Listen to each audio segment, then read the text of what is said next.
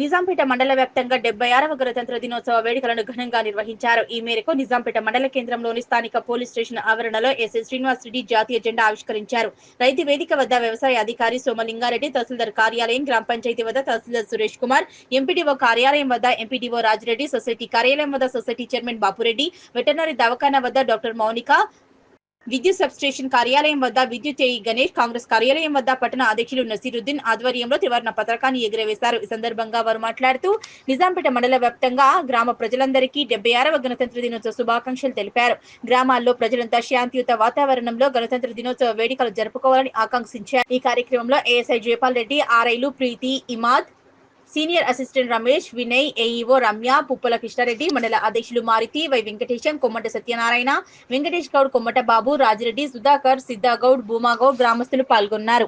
సందర్భంగా 76 దానికి సంబంధించి ఈరోజు మన మండల లెవెల్లో గణతంత్ర దినోత్సవం జరుపుకోవడం జరిగింది. దీనికి సంబంధించి మండల ప్రజలందరికీ గణతంత్ర దినోత్సవ శుభాకాంక్షలు తెలుపుతున్నాను నా తరఫు నుంచి. Thank you. ప్రజలందరికీ నిజాంపేట పోలీస్ వారి తరఫు నుంచి 76వ గణతంత్ర దినోత్సవ శుభాకాంక్షలు.